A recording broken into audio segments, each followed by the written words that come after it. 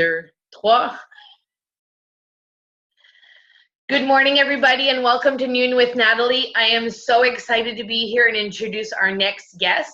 So before we get started, my name is Natalie Mayotte. I own Master Your Authentic Voice, and I posted a little earlier this week where Noon with Natalie came from, and it really stems from a recent surgery I had, and I wanted to have something this summer to share and highlight business owners that I work with or I've worked with in my capacity as a public speaking and presentation skills coach. So that's what we're doing. We're creating a conversation about what people do, why they're passionate about what they do, and how they can help people. And today I'm welcoming the beautiful Maude Boivin. She has a beautiful story et elle va partager son histoire avec nous aujourd'hui. Mais avant ça, je vais partager un peu de qui est Maude. Maude est une diplômée en kinésiologie de l'Université de Montréal, puis après 5 ans dans son domaine en tant que gestionnaire d'un centre sportif et de kinésiologie, elle a vu le besoin de changement. Elle a laissé son travail de 9 à 5, surtout pour la flexibilité de voyager. Elle a été introduite au marketing de réseau à l'âge de 22 ans et elle a pris l'art d'être à son compte. L'importance d'investir en soi et de rêver grand. C'est à 24 ans que son copain lui permet de faire ses débuts dans ce qui le ferait vibrer aujourd'hui professionnellement, le marketing expérientiel. D'abord à temps partiel, elle a vite fait son nom lui permettant de travailler à temps plein en tant que field manager. Une voie qu'elle n'avait jamais envisagée, mais qui, maintenant, lui colle parfaitement. Il n'y a rien de plus gratifiant pour elle que de connecter avec des gens et de leur faire vivre une expérience mémorable avec une marque. Salut Maude! C'est tellement une belle bio, puis ça fait longtemps, ça fait pas très longtemps qu'on se connaît, mais je sais que ton marketing expérientiel est super important dans ta vie, ça prend une grande place. Conte-nous un peu, qu'est-ce que ça veut dire? Donc, le marketing expérientiel, je dirais que c'est relativement nouveau.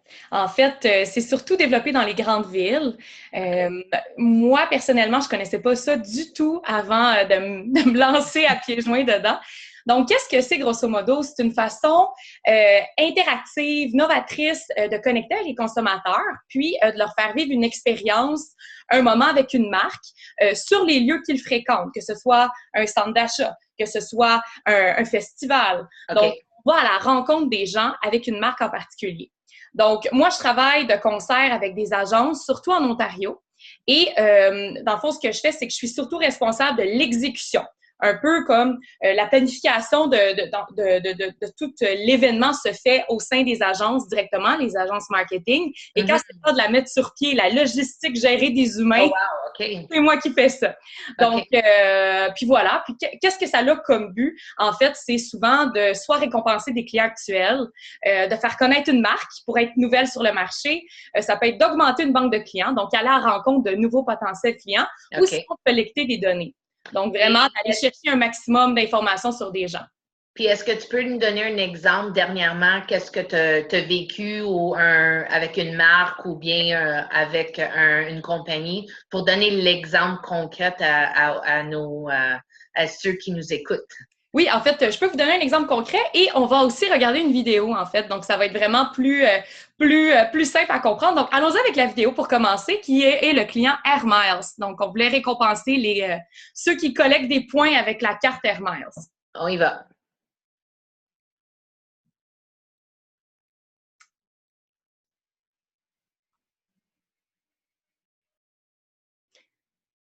Donc, on peut voir ici qu'on est soit dans des centres d'achat, dans des épiceries.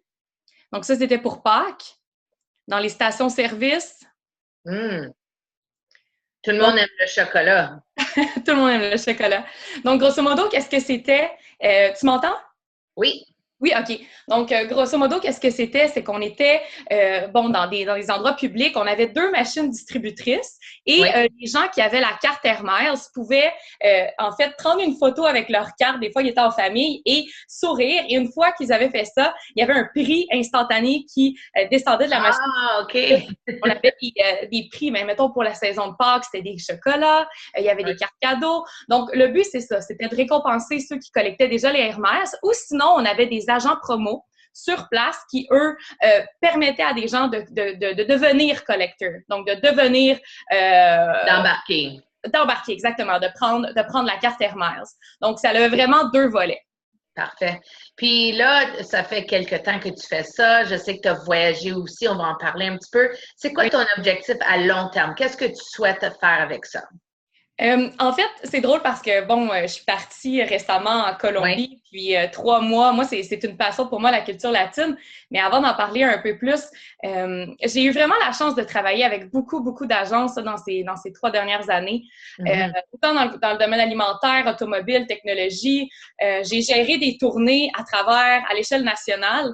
Puis, ça m'a vraiment permis de connaître vraiment tous les revers de la logistique sur le terrain. Puis, moi, dans le fond, mon but pour la prochaine année, c'est de continuer à me développer en tant que field manager. OK. Apprendre à travailler, à connaître encore plus les humains, parce que Dieu sait qu'il y en a pour gérer des équipes. On est un spécimen spécial. Oui. Et dans le fond, ma prochaine étape, ce serait de travailler en agence. Donc, d'aller vraiment dans les bureaux, puis de faire l'interaction avec les clients directs, de développer les projets. Donc, c'est ça, pour éventuellement avoir ma propre agence. Au Canada et aussi en Amérique latine. Oui. Je vais partager avec ceux qui nous écoutent que nous, moi et Maude, on a travaillé déjà ensemble en capacité de communication. Oui. Puis donc, le peu de travail qu'on a fait ensemble, qu'est-ce que ça a apporté à ce que tu fais maintenant? Mais c'est sûr que la communication en marketing expérientiel, surtout le fait que je suis sur le terrain, c'est comme c'est la chose numéro 1 dans le quoi il faut être bon, c'est parler aux gens, être capable de connecter rapidement avec eux, de dire des messages clairs parce que on est formé en 2 jours sur un produit X, puis il faut être capable d'amener ces points-là importants sur la marque dans nos messages avec les clients. Donc, clairement, ça m'a beaucoup aidé. J'ai été aussi amenée à parler devant des groupes, devant des équipes. Parce que j'ai pas l'air gênée, mais moi, parler en public, ça me gêne. Hein, fait que en tout cas, tu m'as beaucoup aidé à briser cette barrière-là et aussi parler en anglais. Parce que, comme je l'ai dit, moi, je travaille de concert avec des agences en Ontario. Donc, la majorité de mes échanges se font en anglais. Fait que de travailler avec toi sur mon expression orale en anglais, ça m'a beaucoup aidé. Merci. Fait que là, tu as bien mentionné que tu es allé en Colombie. Fait que est-ce que tu peux partager un peu ton expérience? Donc, ton marketing expérientiel, ce que tu dis, c'est que ça t'a apporté le voyage. Parce que tu as été parti quoi, 2, 3 mois? Oui, j'étais partie 3 mois. OK. Oui, donc moi, en fait, comme tu l'as un peu mentionné dans ma bio, j'ai besoin de liberté. Pour moi, avoir la liberté de mon temps, c'est super important. Si j'ai envie de partir 3 mois, ben ça va pas être une béquille au niveau professionnel. Tu sais, je peux le faire. Donc, ça a été le cas en travaillant en marketing expérientiel. Donc, ce qui est arrivé, c'est que moi, c'est un rêve depuis que j'ai 14 ans de partir en Amérique latine. J'ai appris à parler espagnol avant l'anglais, là. on est là. C'est bon. Mais je pense que c'est un des plus beaux cadeaux qu'on peut se donner, c'est d'apprendre plus qu'une langue, simplement pour pouvoir voyager. Je l'ai fait plusieurs années et j'aurais voulu être capable de parler plusieurs langues avec 64 nationalités à bord d'un bateau de croisière. Tu voudrais être capable, mais au moins l'espagnol, je dirais, c'est presque une 3e langue que tout le monde devrait avoir. C'est vrai. C'est une des langues les plus parlées au monde, puis ça brise les barrières un peu. C'est sûr qu'il y a toujours le choc culturel, mais quand tu es capable de parler la langue de la personne qui t'accueille dans son pays, ça t'amène à connecter vraiment à un autre niveau puis à vivre le pays différemment. Puis moi, je me suis toujours donné ce mandat-là. Quand je voyage, je vais être au moins capable d'avoir une mini-conversation avec les gens. C'est ça. Donc, bref, je suis partie, je suis allée vivre mon rêve en Amérique latine. Je suis revenue récemment. Ça a été vraiment transformateur parce que d'abord, je parle fluidement espagnol maintenant et j'ai été capable de visiter, de voir tellement de choses, de découvrir une culture encore, comment dire, plus profondément. Oh, oui. Ça m'a juste confirmé que plus tard, mon agence, je veux l'avoir aussi en Amérique latine. J'ai besoin d'interagir avec cette culture-là. Donc voilà, ça m'a confirmé mes buts long terme. Ah, mais je suis pas inquiète, je suis sûre que ça va arriver, puis peut-être un jour, on va venir te visiter. C'est la bien. Fait que maintenant, si tu aurais, tu sais, si aujourd'hui, là, quelqu'un tombe sur notre vidéo, sont dans leur vingtaine, peut-être 18, 19, quel conseil tu peux leur apporter pour vivre ou de vivre quelque chose d'intéressant? Mm-hmm. Oui. Quel conseil est-ce que tu leur donnes?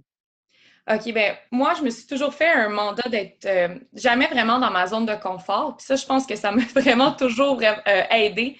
Donc, de toujours trouver une façon d'être un peu inconfortable. Donc, que ce soit justement voyager, ça amène beaucoup de discomfort quand tu y penses, parce que c'est pas chez toi. Donc, de toujours faire, soit au niveau professionnel, au niveau personnel, un petit quelque chose qui va faire en sorte que t'es pas confortable et qui va t'amener à te développer. Donc, ça, c'est un. Act like you are who you want to be. Puis ça, je vais donner vraiment un exemple concret. Quand j'étais en Colombie, je me suis dit, Maude, à ton retour, là, tu vas faire que des jobs de field manager. Tu feras plus de job de brand ambassador. Tu vas vraiment toujours gérer des événements. Puis ce que j'ai fait, j'ai changé ma signature courriel. Je me suis mis Field Manager, Experiential Marketing. Et puis là, à chaque fois que j'envoyais des courriels aux agences, je disais, hey, en passant, je sais que tu as demandé un brand ambassador, mais moi, j'ai ces qualifications-là, je suis Field Manager. Donc, est-ce que tu as besoin? Donc, de vraiment aller à l'avance, se proposer, puis act like you are what you want to be, vraiment. Puis, créer ta job de rêve. Tout le monde pensait que c'était impossible de vivre de la promo. Tout le monde le fait un peu sur le côté quand ils sont aux études et tout ça. Moi, j'en vis maintenant à temps plein. Puis des fois, j'ai des contrats. Donc, c'est vraiment possible. Il faut juste toujours prendre les devants. Prendre le contrôle puis envoyer des... On est courtoyé par la société de se trouver un emploi du 9 à 5, comme on dit. Mais c'est pas obligé d'être ça. Hein? On peut avoir d'autres choses. Fait que vivre dans le discomfort, comme tu dis, c'est l'idéal. Ouais. Et on est capable de vivre des belles choses. Absolument, je suis d'accord avec toi. Donc, si vous voulez rejoindre Maude, on te rejoint où sur LinkedIn, si je ne me trompe pas? Oui, je suis sur LinkedIn. On peut m'envoyer un petit courriel, soit un petit message. Sinon, Instagram, Maude Boive. Donc, je vais te l'envoyer. Et donc, voilà, ça me fait plaisir de tous les détails vont être soit en haut ou en bas du vidéo, fait que vous allez pouvoir la retrouver. Je vous invite à la contacter. Encore une fois, un gros merci à toi, Maude, d'être ici aujourd'hui. C'est toujours fun de connecter avec toi, tellement une belle énergie puis une passion pour la vie. My name is Natalie. This is Noon with Natalie. And if you are in search of that speaking opportunity, because every opportunity is a speaking opportunity, please reach out to me at Master Your Authentic Voice. I look forward to hearing from you, and so does Maude. Whatever you choose to do, everybody, have a great day. Bye for now.